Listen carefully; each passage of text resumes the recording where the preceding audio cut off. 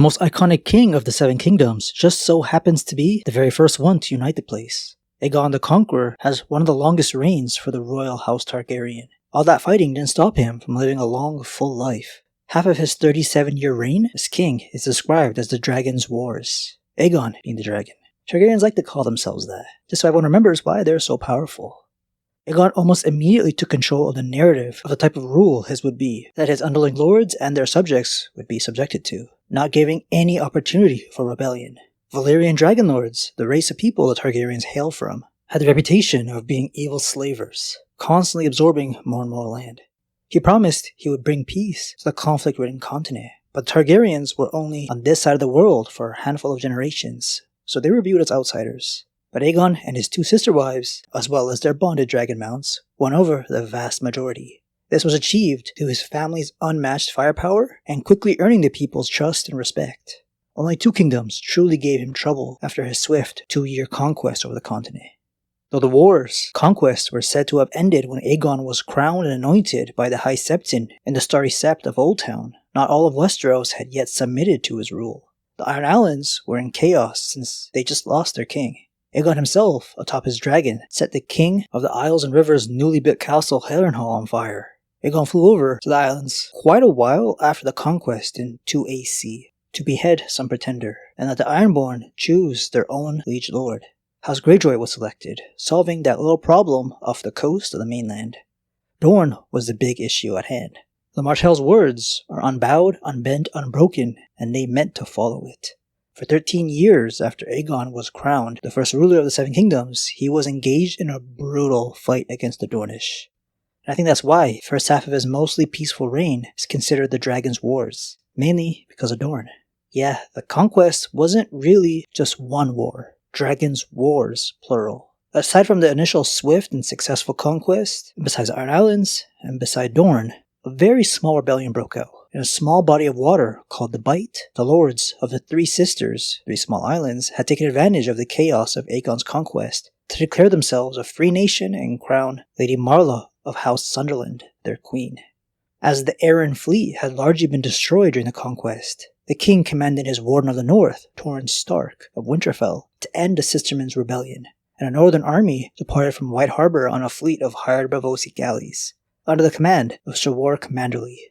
The sight of his sails and the sudden appearance of Queen Visenya on her dragon Vhagar in the skies above Sisterton took the heart out of the Sistermen. They promptly disposed of Queen Marla in favor of her younger brother. Steffon Sunderland renewed his fealty to the Eyrie, bent the knee to Queen Visenya, and gave his sons over as a hostage for his good behavior. His sister, the deposed queen, was exiled and imprisoned. After 5 years, her tongue was removed and spent the remainder of her life with the Silent Sisters, tending to the noble dead. With the submission of the Three Sisters and the Iron Islands, all of Westeros south of the Wall was now ruled by Aegon the Conqueror, save Dorne alone. It was to Dorne the dragon next turned his attention. Aegon first attempted to win the Dornishmen with words, dispatching a delegation of High Lords, Maesters, and Septons to Sunspear to treat with Princess Maria Martell, the so-called Yellow Toad of Dorne, and persuade her of the advantage of joining her realm to his. Their negotiations continued for the best part of a year, but achieved nothing. The Dornish were smart enough to not engage in open battle against 3 dragons, so fighters would hide until it was safe to strike again. In 10 AC, they successfully shot down a dragon along with its rider, the younger queen, Rhaenys Targaryen, the king's beloved sister wife, and mother of his young heir. The Dornish felt the dragon's wrath after this until 13 AC, when some mysterious peace agreement was met between Aegon and the princess of House Martell, and the peace lasted for the remainder of his realm.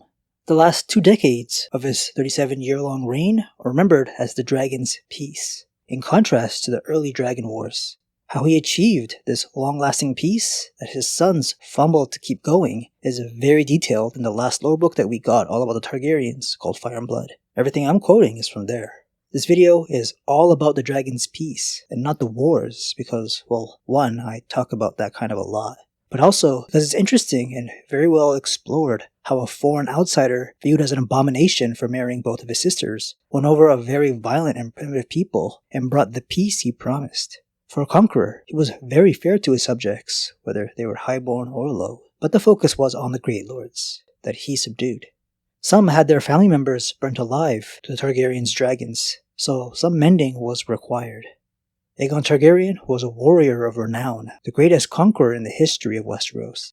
Yet many believe his most significant accomplishments came during times of peace.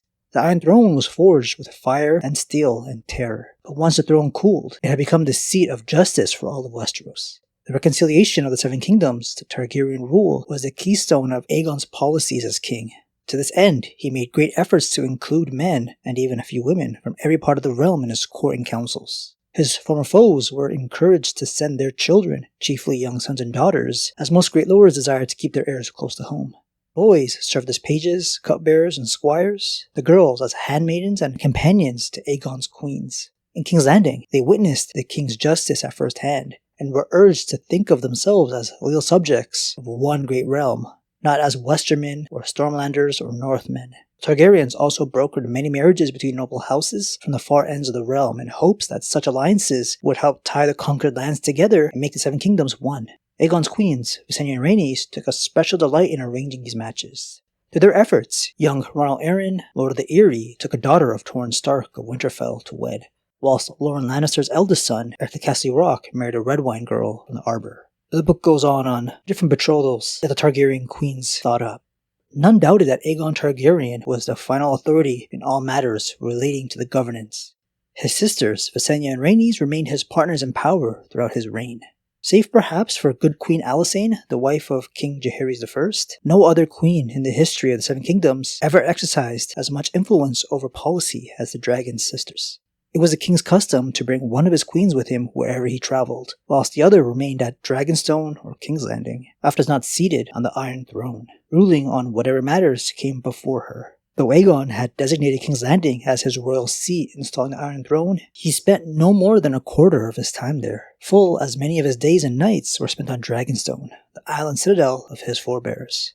Aegon spent roughly half the year at two of his seats, dividing his time between them. The other half he devoted to an endless royal progress, taking his court from one castle to another, guesting with each of his great lords in turn. Gulltown and the Eyrie, Harrenhal, Riverrun, Lannisport, and Castle Rock, Crakehall, Old Oak, Highgarden, Old Town, the Arbor, Hornhill, Ashford, Storm's End, and Evenfall Hall had the honor of hosting his grace many times, but Aegon could and would turn up almost anywhere, sometimes with as many as 1,000 knights and lords and ladies in his train. He journeyed thrice to the Iron Islands, spent a fortnight at Sisterton in 19 AC, and visited the north 6 times, holding court 3 times in White Harbor, twice at Barrowtown, and once at Winterfell on his very last progress in 33 AC. It is better to forestall rebellions than to put them down, Aegon famously said, when asked the reason for his journeys. A glimpse of the king in all his power, mounted on Balerion the Black Dread, and attended by hundreds of knights glittering in silk and steel, did much to install loyalty in restless lords. The small folk needed to see their kings and queens from time to time as well, the king added, and know that they might have a chance to lay their grievances and concerns before him. So they did. Much of every royal progress was given over to feasts and balls and hunts and hawking, as every lord attempted to outdo the others in splendor and hospitality. But Aegon also made a point of holding court wherever he might travel, whether in a castle or on a farmer's field. 6 maesters traveled with him to answer any questions he might have on local law, customs, and history. A lord should know the land he rules, the conqueror later told his son Aenys. And through his travels, Aegon learned much and more about the 7 kingdoms and its peoples. This is what made Aegon special. Each of the conquered kingdoms had its own laws and traditions. King Aegon did little to interfere with those. He allowed his lords to continue to rule as much as they always had. Aegon's chief concern was peace. Before the conquest, wars between the realms of Westeros were common. Hardly a year passed without someone fighting someone somewhere. Even in those kingdoms said to be at peace, neighboring lords oft settled their disputes at sword point. Aegon's ascension put an end to much of that. Petty lords and landed knights were now expected to take their disputes to their liege lords and abide by their judgments. Arguments between the great houses of the realm were adjudicated by the crown. The first law of the land shall be the king's peace, King Aegon decreed, and any lord who goes to war without my leave shall be considered a rebel and an enemy of the Iron Throne. No one planned King's Landing. It simply grew, but it grew quickly. At Aegon's first coronation, it was still a village squatting beneath a moat in Bailey Castle. By his second, it was already a thriving town and several thousand souls. By 10 AC, it was a true city, almost as large as Gulltown or White Harbor. By 25 AC, in the time of the Dragon's Peace, it had outgrown both to become the third most populous city in the realm, surpassed only by Lannisport and Old Town. Eventually it would surpass them too. Unlike its rivals, King's Landing had no walls. It needed none. Some of its residents were known to say, no enemy would ever dare attack the city so long as it was defended by the Targaryens and their dragons. The king himself might have shared these views originally, but the death of his sister Rhaenys and her dragon Meraxes in 10 AC, and the attacks upon his person undoubtedly gave him cause. In 19 AC, word reached Westeros of a daring raid in the Summer Isles, which is not a part of Westeros or the Seven Kingdoms, where a pirate fleet had sacked Tall Trees Town and carried off 1,000 women and children as slaves, along with a fortune in plunder. The accounts of the raid greatly troubled the king, who realized that King's Landing would be similarly vulnerable to any enemy shrewd enough to fall upon the city when he and Visenya were elsewhere. Accordingly, 7 walls were built to honor the 7. Aegon decreed that the city would have 7 gates, each defended by a massive gatehouse and defensive towers. Work on the walls began the next year and continued until 26 AC. More than any of these, King Aegon relied upon the king's hand and of course upon his sisters. Rhaenys was a great patron to the bards and singers of the Seven Kingdoms, showering gold and gifts on those who pleased her. Though Queen Visenya thought her sister frivolous, there was a wisdom in this that went beyond a simple love of music. For the singers of the realm, in their eagerness to win the favor of the queen, composed many a song in praise of House Targaryen and King Aegon, and then went forth and sang those songs in every keep, castle, and village. So his sisters were a big help. And the conquest was made glorious to the simple people, while Aegon the Dragon himself became a hero king. It soon proved both happy and fruitful. The following year, during the Dragon's Peace, he was also blessed with some grandchildren. First was a granddaughter, Prince Aenys, named Rhaena in honor of his mother. Like her father, the girl was small at birth, but unlike him, she proved to be a happy, healthy child, with lively lilac eyes and hair that shone like beaten silver. It was written that King Aegon himself wept the first time his granddaughter was placed in his arms, and thereafter doted upon the child. It's also hinted that she reminded him of his lost queen, Rhaenys. Prince Aenys was the unquestioned heir to the Iron Throne, all agreed, but now an issue arose as to whether Prince Maegor remained second in line or should be considered to have fallen third behind the newborn princess. Queen Visenya proposed to settle the matter by betrothing the infant to Maegor, who had just turned 11. Aenys and his wife Alyssa spoke against the match, however, and when word reached the Starry Sept, the High Septon sent a raven warning the king that such a marriage would not be looked upon with favor by the faith. His High Holiness proposed a different bride for Maegor, his own niece, Cerys Hightower, maiden daughter to the Lord of Oldtown, Manfred Hightower. King Aegon, mindful of the advantages of closer ties with Oldtown and its ruling house, saw wisdom in the choice and agreed to the match. If only Maegor kept this Hightower wife of his around. The faith is a very powerful institution on this continent, being by far the most prominent religion.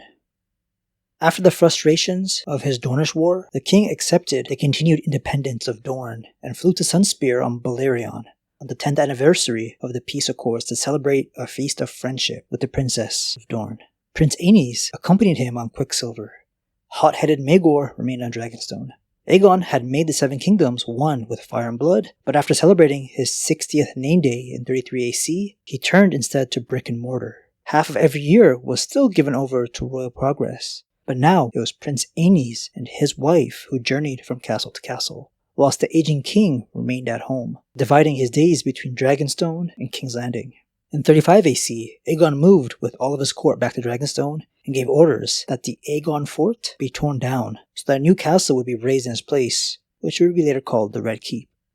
Aegon the Conqueror died of a stroke on Dragonstone in the 37th year after the conquest.